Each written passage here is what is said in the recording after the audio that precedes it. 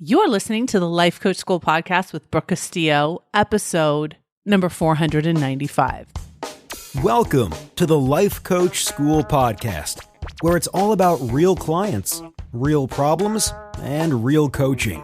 And now, your host, Master Coach Instructor, Brooke Castillo. What's up, my friends?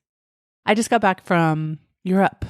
We had an epic working trip to Europe. It wasn't even like a vacation because I was working the whole time. I was gone, but it was amazing. It was like a life-altering trip, and I feel changed by it. I don't know if many of you have traveled to other countries or gotten away from your regular routine for an extended period of time and come back and been like confused by everything that's at your house and like what's going on. It's really powerful. This is such an interesting time in my life right now where I feel like this reinvention that's been going on for me has like really taken a beautiful course in terms of showing me parts of myself that I didn't even know existed and changing me in ways that are just magical. And it kind of applies to what I'm going to talk to you about today, which is creating and consuming. And I have touched on this topic before, and I've weaved it into a lot of the work that I've done, but I haven't really dedicated a whole podcast to this exact topic. And I want to because I think it is very important in this day and age to check yourself. Many of you need to check yourself. And I got the idea for this podcast when I was with a friend of mine who I noticed was doing a lot of consuming. First of all, let me help you define what I mean by consuming because you may not think you're consuming when you are. So consuming is basically taking in information, taking in other people's experiences, taking in food, taking in stuff from the world. It's basically consuming is like taking in process. So it's not an output, it's an input. Okay. I'm just going to Google here real quick what the definition is of consume. Okay. To eat, drink, ingest, buy, or use up. Okay? Consume. We are trained to be consumers in every way. From the moment we are born into, especially America, we are taught to be consumers. Now, a lot of people do not like this about America. They don't like this about capitalism. And they therefore think that because we're trained to be consumers, that we shouldn't have a capitalist economic system. And I understand why. Because when you are focused on the consumption part of capitalism, there is so much improvement to be made. But I like to think about it from an individual perspective. From me looking at my life and evaluating my consumption versus my creation. And there's lots of ways to inspect it in your own life and to make a conscious decision about it in your own life. And I want to invite you to do that. So when you are dealing with life, living your life in a consumptive way, you are basically a bystander to the activities of other people's creation.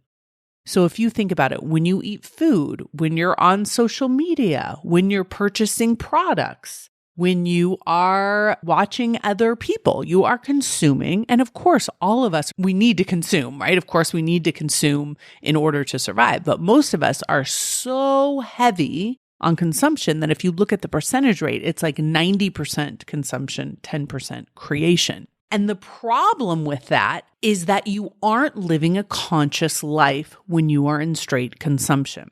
When you're born, you are sent to school to consume for the next 18 years. Very little is taught in school about creation. When I think about my education and the opportunities I had to create from my own brain, uniquely from my own brain, and not just repeat back and regurgitate something I had already consumed, it is so rare that I had the opportunity to access and learn how to create. I was trained to consume. And I think it's just compounded, right? With the use of radio and then television and now the internet and now social media. It is very easy for us to constantly be consuming instead of creating. And so when I was watching my friend, I was noticing that he was always witnessing other people's lives, consuming the content of their lives. He's watching sports, which is basically watching other people win, watching other people lose, consuming products that other people create, consuming content that other people write, and doing very little creation. Because when you're a creator, you can't spend most of your time consuming because you won't have enough time to be innovative. You won't have enough time to access your own ingenuity. It's like you don't have a chance to break from eating to even prepare yourself your own meal, to even create something for yourself. And so one of the ways that I like to describe this to people is, if you're thinking about it in social media, are you a person who comments, or are you a person that receives more comments? Are more people witnessing your life and your creation, or are you witnessing their life and their creation? This is not to say that everybody should be a creator if they don't want to. I just think nobody offers us up this kind of framework of thinking about the world in terms of being a creator and creating something new that has never existed. I personally believe that we can balance out our consumption and our creation, and by doing that, we expand both of them. If you think about it, the creation that I've created in my life, the business I've created, the content, the ideas, the classes, the live events, everything that I have created has generated me the opportunity to then consume more if I want, right? It balances out. So if you are constantly in a state of consuming, now that doesn't mean that you're constantly buying things. You just may be thinking about buying things. You just may be looking up buying things. My friends are always looking up cars, always looking up watches, always looking up how much money everyone else makes and how they're doing in their sports. And it's very fascinating to watch how much enjoyment he gets from consuming. It's a very full life. It takes a lot of time and a lot of hours. And I look at my life when I hang out with this friend and I think about how little time I spend doing those things and how much time I spend creating and thinking about my own life. So for some of you, you're like, well, I'm not an entrepreneur. I'm not creating value for other people. That is not true. You are creating value with your life by creating your life on purpose. When you live a life by default, when you live a life that someone else has prescribed for you, and you're just letting life kind of knock you around as you go, and you're not making conscious choices and conscious decisions about your possibilities, you are not creating. You are consuming a life that has been laid out for you. And you are consuming what other people tell you is important or relevant to consume.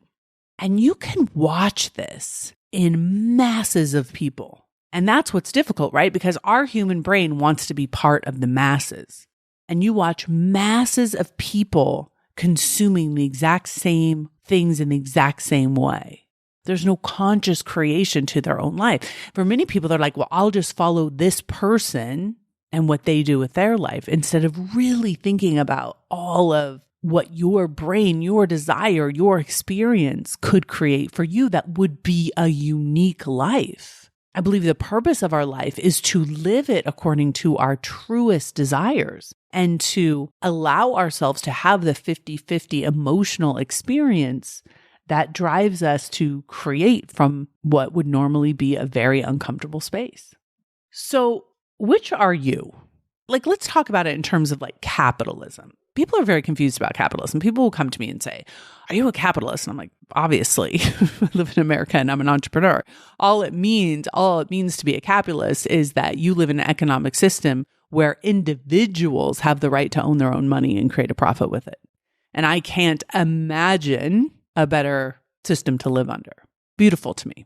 But there are many corrupt business owners and there are many over-consuming individuals in our country. And there are lots of problems, but that's not capitalism's fault, in my opinion. That's because we are not trained to be on the side of creation. Now, a lot of people will have this argument with me where it's like the haves and the have-nots. And the people that benefit the most from capitalism are the creators, are the people who are creating businesses, creating lives, creating products and selling them.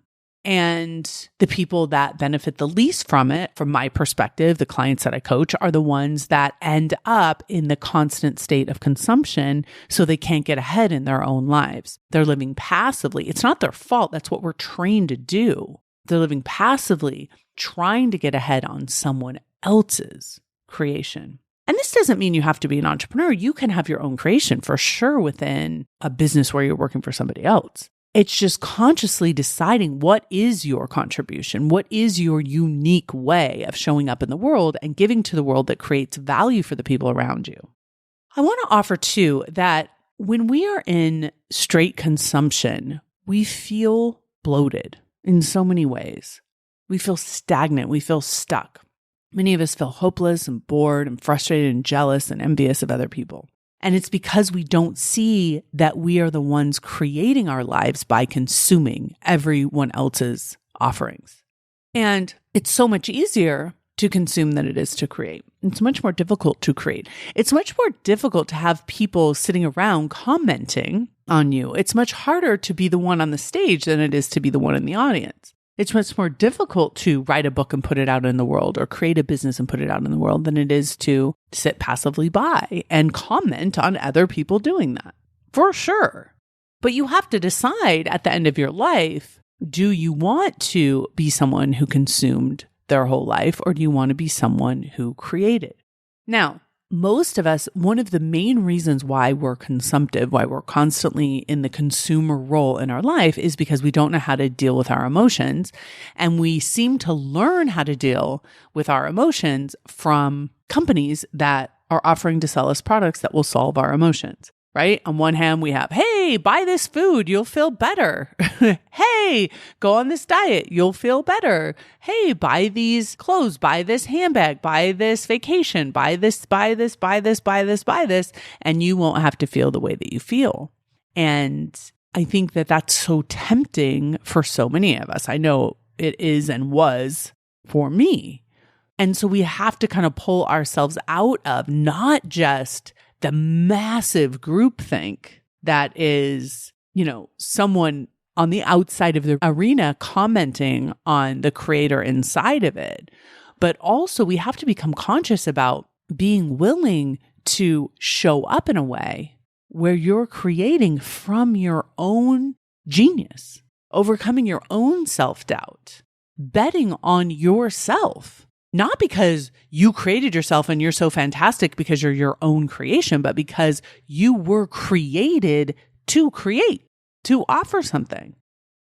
If you think about any country, any world where we only have consumers, there is no advancement. There is no invention. There is no success in the way that we know it. And there's much less to consume because no one's creating. So let's bring this down to the individual place of where you are and do a little evaluation on yourself and be honest with yourself. When you think about a 24-hour day, how much of that day is creating something new and of value to the world? And maybe it's your children, and maybe it's in your home, and maybe it's with your friends. It doesn't have to be in a big business or on a big stage. But how much of your life is consciously planning to create value? And you will notice the amount of dopamine that we get from creating value in the world. That is why we get dopamine, by going out there and creating value in the world. That accomplishment, that dopamine accomplishment is energizing. And notice that the dopamine you get from consuming is stagnating. The only thing it motivates you to do is to consume more. Dopamine that you receive from consuming does not encourage you to create, but dopamine you get from creating perpetuates it. That's why you notice that people who create continue to create, right? People that have offerings continue to make offerings, continue to step out there and be willing to risk with their own life, being willing to put themselves in harm's way to make their life matter to them. So simply answer yourself the question, are you consuming or creating more? Second question, are you actively creating your life? I did a recent podcast called Remember Your Future. And if you did that, if you participated in that, and you were willing to create a future in your mind and then live into that by creating your life every single day, you don't just create a vision, you create your actions every single day to live in accordance to that, then you are most certainly a creator. I was coaching someone and get coached about this, and she was saying that she listened to that podcast and it made her freeze up because she doesn't know what to do with her life. She has options that are available to her and she doesn't know which one she should do, that she should consume, which life that was laid out before her. And I told her, I said, I think you should create 5 different lives that you could live and imagine that all 5 of them are fantastic. And that's going to take way more creativity on her mind because she can't just say, well, what the things that she was kind of questioning is, well, I could get married, I could have kids, I could move, I could stay here. Those are all very kind of generic opportunities that everybody has. But when I asked her, I said, why don't you create 5 different lives that are about you creating them from a place of a blank sheet? She was a little bit puzzled by that, right? Because she's like, well, I don't know. I'm like, but that's it, right? None of us do until we start creating. And then when we create these 5 different opportunities for our life and we believe that we can be happy in all 5 of them, then we're making a choice from conscious creation and not just consumption. When you look out into the world to decide what to do with your life, you miss out on your individual authentic life that you can create from looking internally for the answers for what you have. When you think about what you want in your life, this is the third question. When you think about what you want in your life, what comes to mind? This is a really great question for those of you who are coaches to ask your clients too, because the way that you answer this question will really help reveal whether you're in consumption or creation. Because if what you want in your life is a Porsche and a Rolex and a private jet and a big, beautiful house and a perfect body, right? If you're kind of going through the things that you want to consume, that's kind of where your radar is tuned to. But when I ask you what you want for your life and you start thinking about what you want to create for the world, you want to create a beautiful home for your children.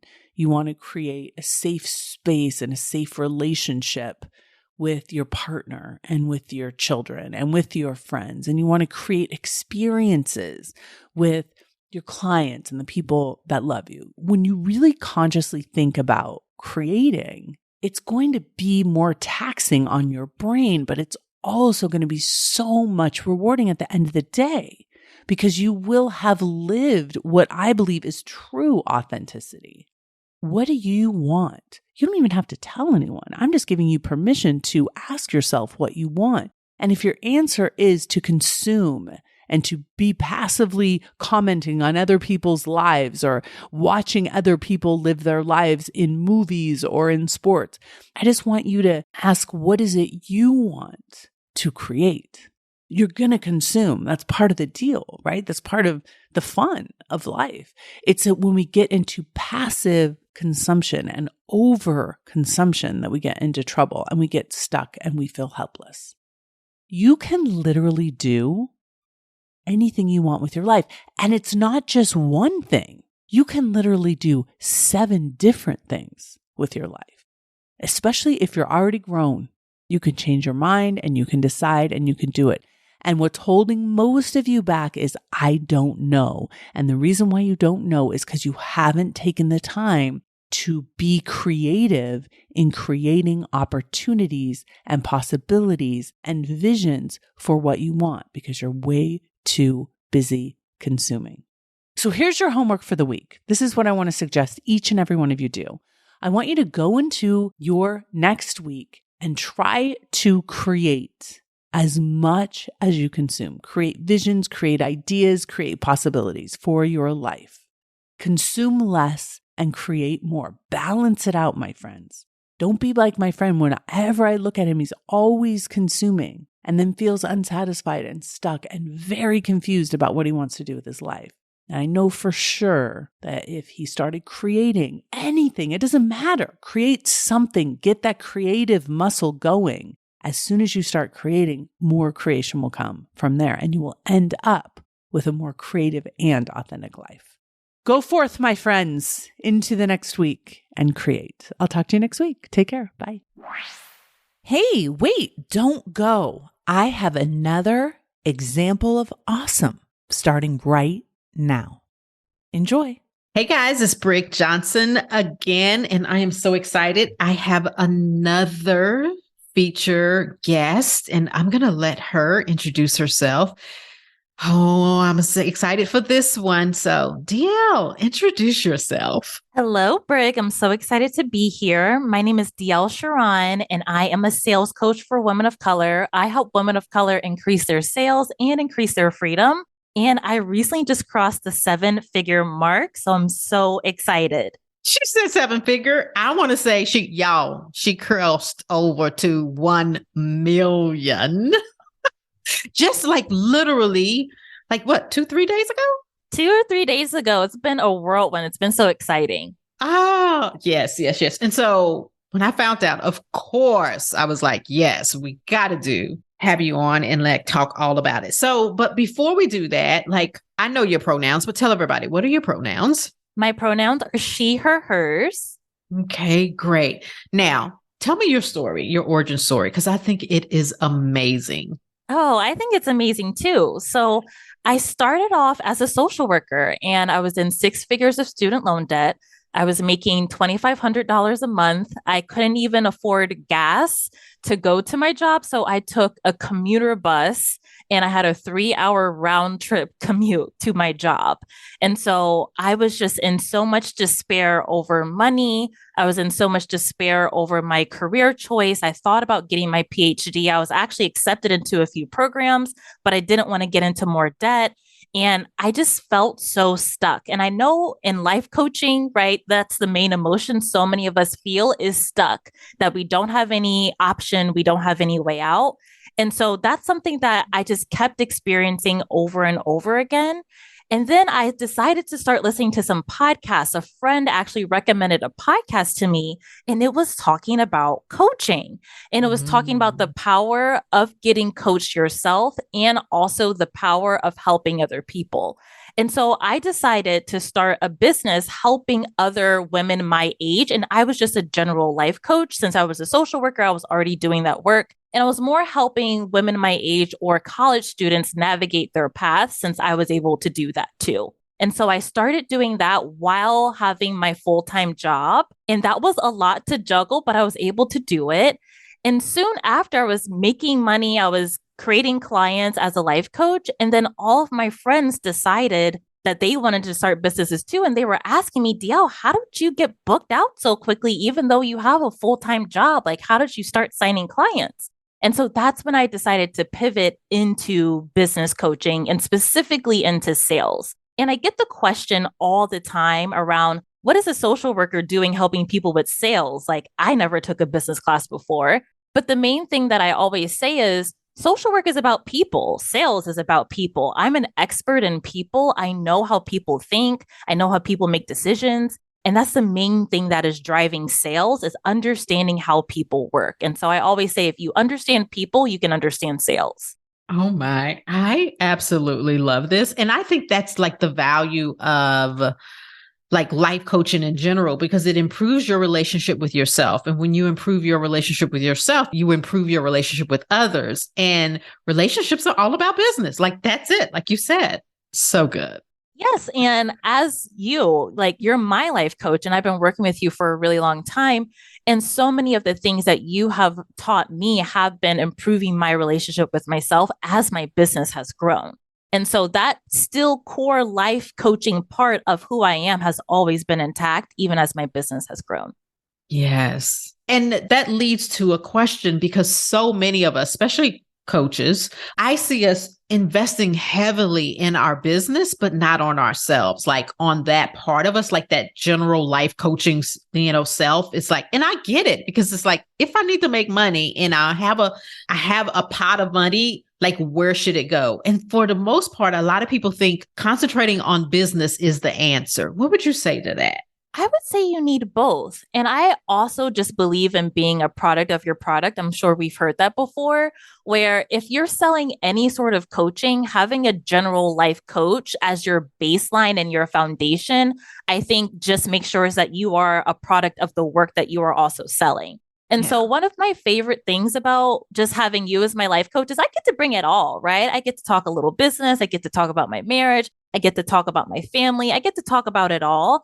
And I think just having that space on your calendar where you know, okay, I'm going to take this to Brig is really, really important. And I also say too, it also goes down to capacity. When you're growing a business, or like the biggest lessons that I have learned this year had to do with my capacity. Like, how much can I think about? How much can I problem solve? How much can I analyze?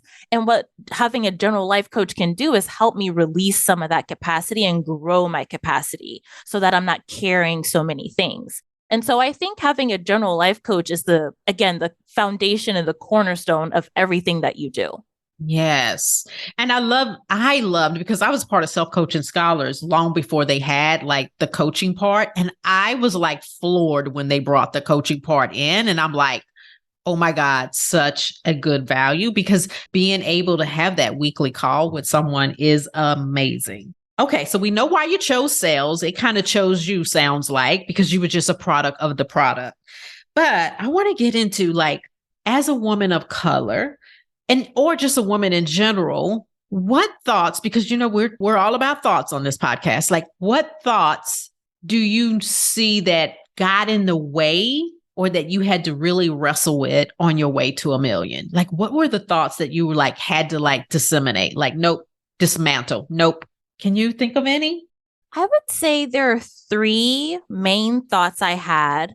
The first thought that I had was, I'm bad with money. That was one of my main thoughts. And I carried this from, why did I go to graduate school, one of the top graduate schools in the country, just to have a job that only pays me $2,500 a month? Why did I get into so much student loan debt? Why this? Why that? So I would say that was one of my top thoughts, like, I'm bad with money. And I had to do a lot of work around accepting my debt. I know that we talk so much about neutralizing debt. I had to accept it. And how I talk about it now is I had to get to the point where I had to realize that my debt was not going to come off the computer screen and attack me, right? Like, it was not going to creep up on me in my sleep. Like, it was just a number. And so I had to do so much of that work to be like, if I'm feeling bad about my debt, that's on me. That's on my shoulders. I'm creating that. The numbers are on the screen, but it's not coming out and attacking me. So I would say, like, that's the first thing that I really had to work through. That is so good, though. Yeah. That is so, so good, especially as women, because, we've been kind of socialized or taught like we're not good with money. I love that. Thank you. Go ahead. Absolutely. I interrupted. No. Yes, absolutely. And I would say the second thing, and I would love to know your thoughts about this, is that I'm going to have to sign so many people. Like, the quantity was like huge, especially when we think about $1 million. It's like, that's a lot of people. And it has been a lot of people. Like, I've worked with over 100 people this year. So it is a lot of people. But I think it's been about like trusting myself that I know what I need to say in order to build trust and connection with that person. What do you think? Yeah, I love that. I love that. Like, it's a whole bunch of people, but I also I kind of go towards, I have to create this much value, like, right. But like when I go to how many clients and like, oh my God, where are they going to come from? If I start going into how, I'm like, yeah, I'm circling the toilet. Literally, or like something that has helped me is I've said to myself all the time, DL, you don't have to see them for them to be there. Like they don't have to be messaging you or like saying, I'm going to join. Like they don't have to be there. You don't have to see them in order for them to actually enroll in your program. And so I call it invisible paying clients. Like how many invisible paying clients are out there? And we don't need to see every single person in order for them to convert. I think that's a little bit of like our 9 to 5 employee thinking, where we're like, we need to see the actual things in order to believe or trust it. In entrepreneurship, it's the opposite. That is so good. I can't remember what movie it was. It was some crazy movie, y'all. I can't even remember, but the guy said, I don't need a yes to know that I'm right. And I was like, he was asking a girl out on a date and he was like, I know you're the right woman for me. It was like a romantic comedy, but he literally told her, I don't need a yes to know that I'm right. And I was like, now that is good. Like, because for so many of us, like we need yeses to know that we're right, or we can just decide we're right. Yes. And oftentimes we're so close to seeing that we were right, but we back down, but we quit, but we stop, right? But it's like, if you would have just hung on a little bit longer, you would have saw that you were right without having to wait for that yes. So important. So important. Yes, it is. I love that. Invisible, what you call them now? Invisible what? Invisible paying clients. Invisible paying clients. And I think like, if you're not in coaching, like take this for you too, like invisible vendors that say yes to you, or invisible, like, but you like, they're there. You don't have to see the activity, because that's what it is. Faith. Like we say, faith is the evidence of things not seen, right? Or invisible recruiters, right? Who are trying to give you a promotion. Like you have no idea. You have no idea who's talking about you, who's thinking about working with you, who's trying to get you a promotion. You have no clue. No clue. No clue at all. Okay. Give me another one. And then the next one is a flavor of I'm not good enough. And for me, what this looked like, one of the really big jumps that I made in my income, I think this was the difference between 300K and 500K for me, was believing that I'm an expert. And I just think that's like under the umbrella of I'm not good enough, right? And I think so much with women of color in particular, we're always questioning, do we have enough certifications? Do we have enough experience? Do we have enough this? Do we have enough that? And I just remember sitting in my little apartment balcony at the time, journaling, like, what's in my head is good enough. Like, I'm an expert with what is in my head right now. And from that energy, I was able to develop coaching tools. I was able to develop frameworks for my clients. I started generating all of these ideas. I tell my clients all the time that identity, like expert identity or any sort of identity you want to create, that identity will create ideas for your business. It will fuel your business. And so that's one of the main things that I teach. I love that, because we talk about the concept of like being your future self. Like you have to be her, or even like there's a song out now, like you have to be her now, like be her. So like that identity is so important. And like, I think it could be a jump if you haven't done it, because especially in my world, like in medicine and anesthesia, everything was evidence-based. Like you couldn't do it unless it was evidence-based. And what we're saying is the opposite. Like I create it before I have the evidence. It's such a mind flip on that. Yes. And it's thinking about, I always say leaders go first, right? What would just one step forward look like? We don't have to take down the whole train. We don't have to like believe that we're Beyonce. I always tell my clients, like, you don't have to believe a Beyonce thought, right? It doesn't have to be that big, but what does just one step look like?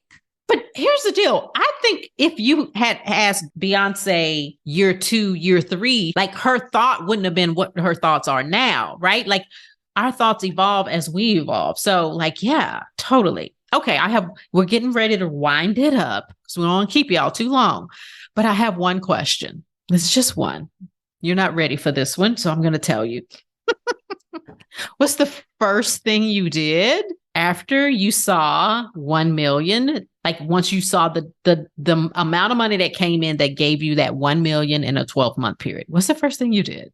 The first thought that I had was, I did it. Yes. I did it. Like, emphasis on the I, like Mm. my brain, we did it. Like, we went to town to accomplish this. And so I will never forget that moment. I was looking at my Stripe and I was like, I freaking did it. I did something that I thought was impossible just a few years ago. But I want to stop because I think one of the things you said that was so important is you said, my brain, we did it. You didn't fight against your brain. It was like you used your brain and partnered with it. Like we did it. Like it was a part of the journey. And so many times we make our brain, because our brain does some stuff and it's like, we got to get rid of it. Like, no, all of it. All of it comes with it. We did it. I love that. Any last words? I will just say, if you are listening to this and you want to become a coach and you have a full-time job, Brig and I, both of us, we both coached our faces off while having crazy full-time jobs. Both of us are just such great examples of what's possible for you too. Like, you can also have a coaching business even if you're working a full-time job. Yes, totally agree. Well, congratulations on crossing over to the 7-figure. Ooh. The 2 Comma Club. I'm excited. The 2 Comma Club. All right. Thank you. Thank you. Bye. Hey, if you enjoy listening to this podcast, you have to come check out Self-Coaching Scholars. It's my monthly coaching program where we take all this material and we apply it. We take it to the next level and we study it. Join me over at thelifecoachschool.com/join. Make sure you type in the lifecoachschool.com/join. I'd love to have you join me in Self-Coaching Scholars. See you there.